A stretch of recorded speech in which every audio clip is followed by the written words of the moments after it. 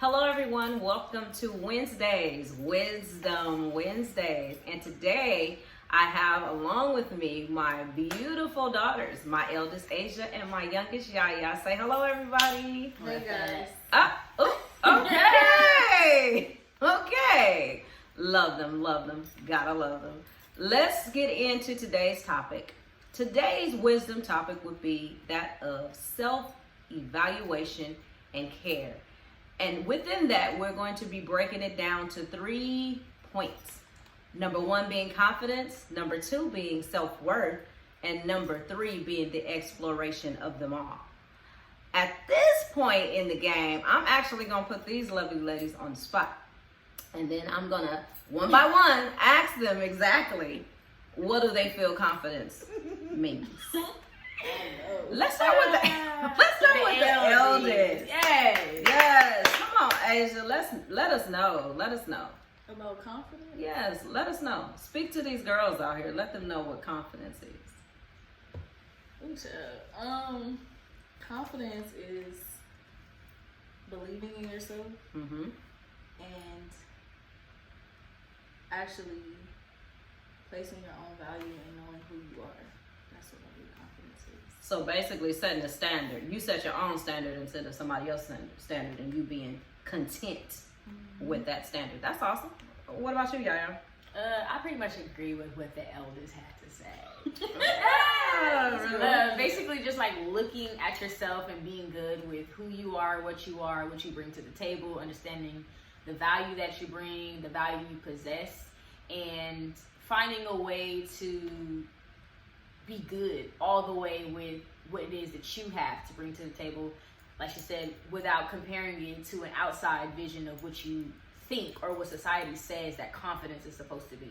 Because an example of that is we're all chocolate, right? Oh my God, you were all in my mind. I was totally going to say that. Yeah. Oh my goodness. We're all chocolate. So, you know, in society during different parts of when each of us were born, like there was a different view or vision of or popularity. That still is stigmatized of yes, what to an beauty extent. is, or if they put a chocolate woman on a box of hair color or in a magazine or in a commercial, she had to be pitch black, which also meant that, and there's nothing wrong with that, but that doesn't represent each shade of the diversity. Yes. Yeah, there's no diversity in that. And so it's kind of like, where do I find my confidence or where do I put that in? So that really just goes back to going back into yourself and finding that what you see in your mirror when you look back at yourself is what the confidence should be. And then you glow more because you're not interested in what everybody else is saying that it should be, but you're looking at yourself and you're saying this is what it is. Right. Asia, how do you feel about that? I agree. I feel like there's been a lot of stereotypes when it comes to colorism, Mm-hmm. and I feel like that goes back to the whole aspect of confidence. Like everybody has their own view of what they believe confidence is or what they believe beauty is. So a lot of times you have those stereotypes that create the lack of confidence. Wow. I hate to break this open, guys, but since we're here and we're being transparent, let's just go on and bring it out because we're kind of skating around it a little bit. We're talking about, colorism and all those things. Those are all new terms, by the way, because what we just basically used to be called is basically tar babies. People would call us tar babies. People would just be like, she ugly, she too dark for me, and things like that. So let's get into the thick. Yes. Oh wow. See how that Somebody works? else told me to say that. But see how that works? And the very things that you're called as a young child can actually shape your identity, growing into an adult. And then to make matters worse, as women, obviously, every woman wants to feel like she's beautiful. But usually we initially find that validation, if we didn't get it the proper way at home, from a man. Let's be honest here, ladies. We've all seen how it works. You go into the store, you go into the club, you go into the church, you show up at the situation and it becomes a situationship. Why? Because you and 20 other shades of chocolate can be standing there, right? And one shade of vanilla can walk in the room. No hate to my light-skinned sisters. We love you. We love you. We love you. I have a lot of them in my family. Trust and believe. However, for the topic today, we want to deal with how that has played a role in how women view themselves, how our confidence in some situations has been shattered, because there's always kind of that thing like, oh, am I still good enough? Or even if I'm good enough, if I work hard enough, if I have, the best grades, and I have all the degrees and all the titles behind my name, and I walk into a room, why are people intimidated? Because I'm chocolate, right? Why does that come in like I'm like Angela Davis all the time, ready to come and destroy everything, when I'm really just assuming the position, right? And I'm taking my rightful place. And sometimes, not all the times, but sometimes that can come off and make it feel like you're being punished, right, for the color of your skin, because you're not the right shade of the chocolate. Like, you're just not the right shade. And for me, I had a double whammy because I was short, I had long hair, and what they said back in the day was big booty, whatever. And it was kind of like, oh yeah, but she's, well, she is cute though, but she's still chocolate. Not that it's cute, you cute for chocolate. Still cute, yeah, that you cute to be chocolate, like the chocolate or the melanin in my skin decreases me. So we're not gonna harp on that long, but I just want to touch bases because I do understand there's a lot of young girls that are growing up in the world right now, and they're also being stigmatized with this thing that we're calling now colorism. And at the end of the day, unfortunately, it's not coming from the outside, but a lot of it is coming from the inside. So in order for us to effectively be the unit of one sisters, okay, coming together, we have to stop this amongst ourselves. We have to stop this amongst the youth, and we have to begin to empower young ladies to understand that no matter what the shade is, okay? Because there's all kind of shades of us, right? Black is beautiful in all shades, okay? Right. We have to start empowering one another. And how do we do that? It starts from within, right? Which leads to our second topic, which is worth. Worth. How do you determine your self-worth? We've already talked about how it's diminished, right? And people saying this, that, and the other, talking about you, whatever, based on your outer appearance. But how do you determine your self-worth? Yeah. Well, I guess knowing what I possess, knowing what I bring to the table when I come to the table in whatever situation it might be, and then realizing that, okay, that's what I can bring. So I got to be good with that. Yes. And then also knowing that what you're bringing to the table, that no matter what it is, physically, mentally, or spiritually, that you're exerting all that you bring, so that you can see the full picture of who you are and what you possess, as opposed to only giving a little bit and then just saying, well, my best is just not good enough for whatever the case is. And I feel like once you do that, then in a sense you create what your worth is. And then again, going back to just not comparing your worth to what somebody else wants you to be. Correct. Like, your worth should always be determined. Okay, so I'm walking into the situation and I know I don't want to do that. So you're not going to make me feel less than or belittle me into believing that my standard is way too high and I should do whatever it is that this is, whatever the situation is. So stop lessening ourselves, basically, in order to fit the stereotypical standards, right? Because it's always, the battle always comes in what we're seeing on outside. Yes, and when we say outside, it's not a mirror outside. No. It's the outside, like, okay, well, somebody had a similar situation to mine, so. I think it goes back to just not comparing yourself to other people, like you said. Oh, wow, that's a good one. That's really good. The more you compare yourself to other people, the more you begin to, the disbelief builds. And then you're like, oh, I don't really have that confidence. Right. I don't really believe in myself, so your self-worth is always going to feel less. So let's pull this out. When she just said that right there, in comparing ourselves to others, okay?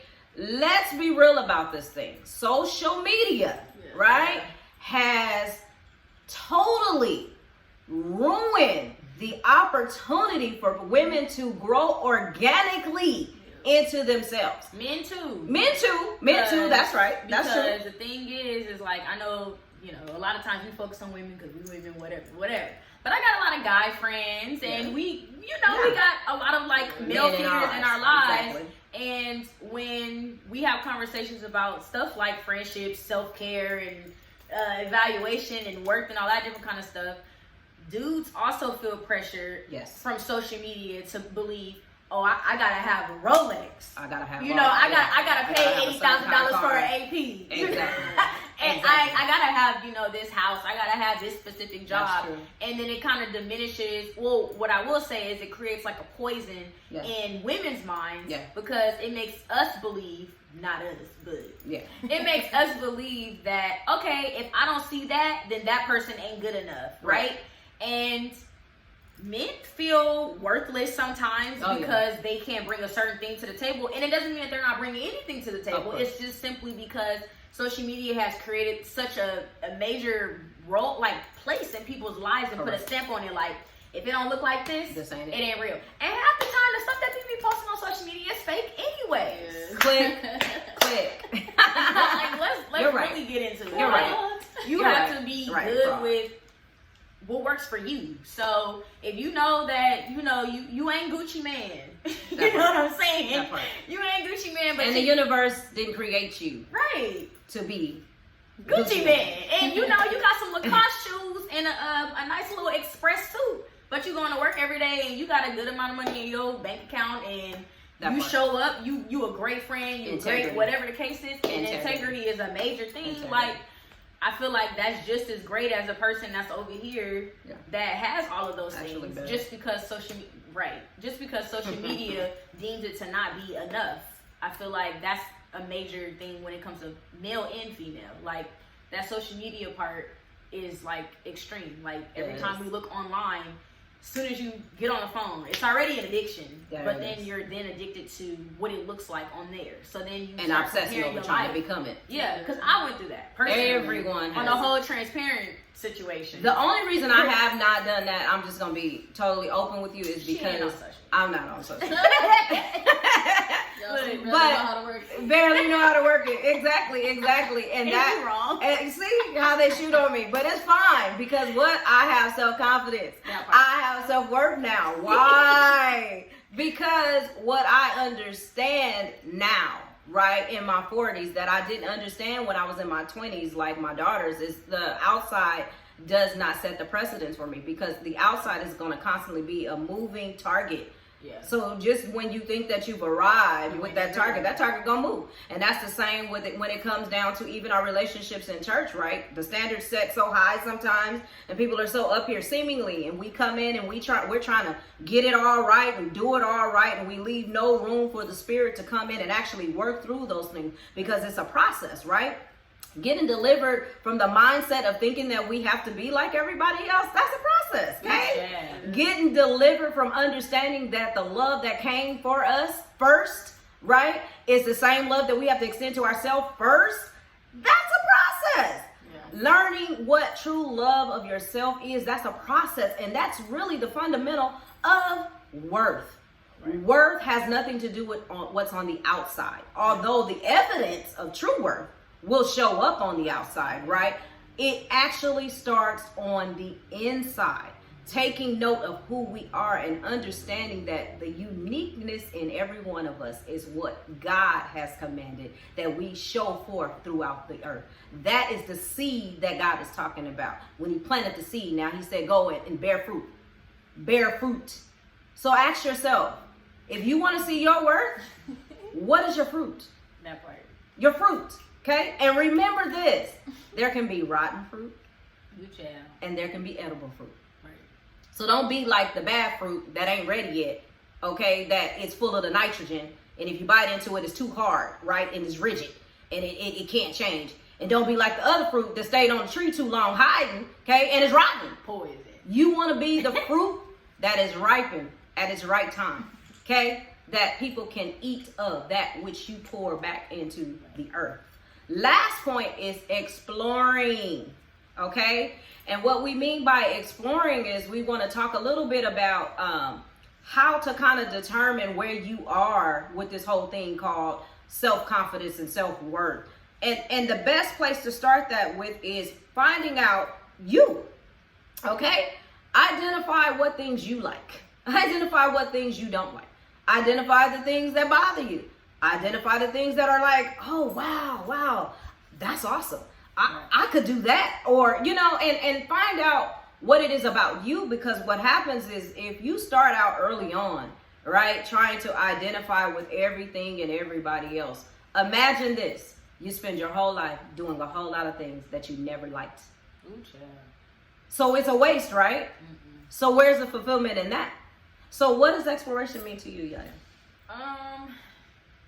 Exploring what I like and what I don't like. So I guess an example would be if I'm having a conversation with my sister and she says something and I'm offended by it, or even if I like it, why did I get offended, or why did I like that? Like, what about that comment that she made or something she did trigger me in a good way or in a bad way? So I think that that's a way to start.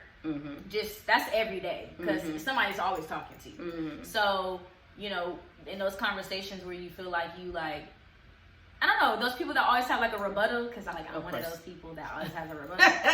And it may not be negative, it could be positive, but I always feel like I'm gonna have something to say. So basically, owning your own mind, owning your own thoughts is what you're saying, and take the time to examine how you're feeling about what's going on throughout this process of the conversation, right? And if, like you said, if you're triggered by something somebody said, taking the time out to figure out, why was I kind of triggered by that? Even though what they said is true, but why did it make me feel some kind of way? And whether you like it or not, finding out, once you find out the reason, just figure out a way that you could change it if it's negative. If it's negative. If it's negative. But it may be all right.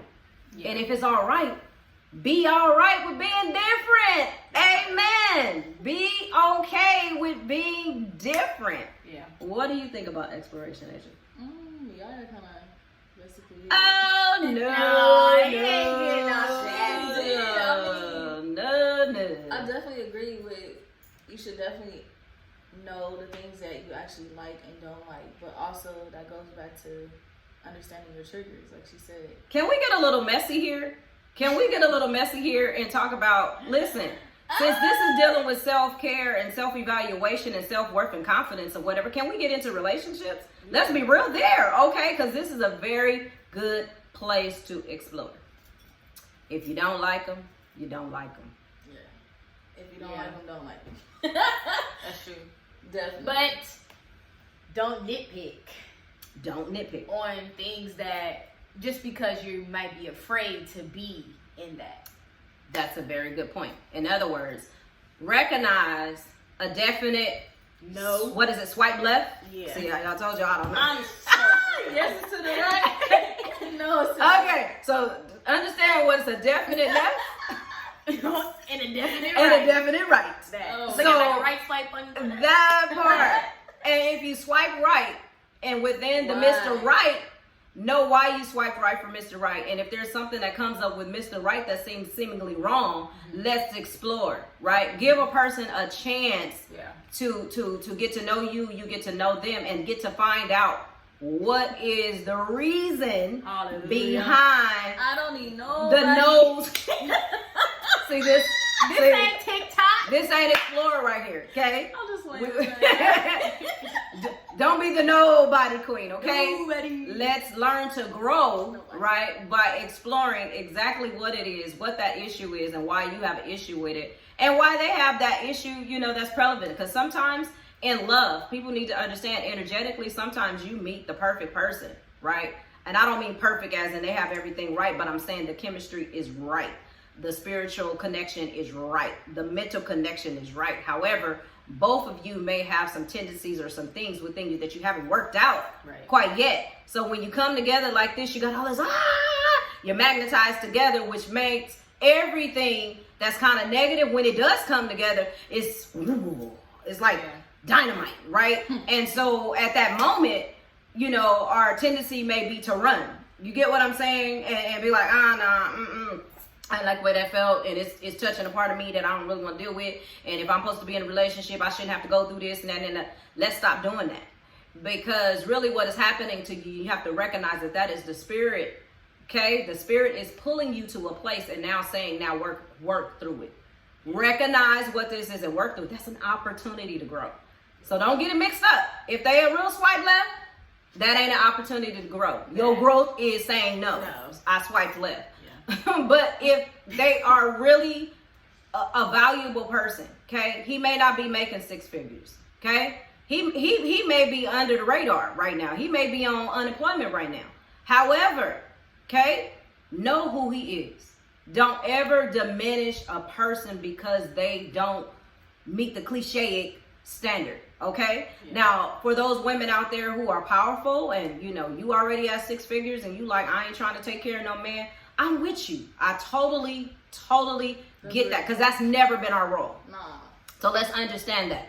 Let's understand we don't have to settle. Exploration keeps us from settling because exploration, like I said, keeps the definite right, keeps the definite left, right? But when you have the opportunity to grow, use that opportunity so that you can grow and explore and find out more about yourself because that's usually what happens. You find out more about yourself, and the better you get, right, in these relationships and seeing how you can actually move and actually help that person that you're in a relationship with and be real with that person that you're in a relationship with instead of talking about I don't want nobody. Yeah, because that's not true. Okay, let's understand that we were never meant to be on this earth and to be alone. And I know they say some people got the gift of celibacy and all this kind of stuff because it was in the word, but it was in the word and it's probably still in the world because I don't know too many people who find with just being alone for the rest of their life. I know hurt people who declare it, but the reality is we all need relationships. So the last tip is have confidence. If you don't have it, go within. Determine what your self-worth is, what that should look like to you. Get that self-worth popping, then the confidence will come. And from that, you can explore when you're getting in a relationship with other people. That would actually force you to grow, right? Let's take those opportunities to grow. Let's swipe left when we need to. Swipe right when we need to. And remember, we win from within. Thanks so much for your time. Have a wonderful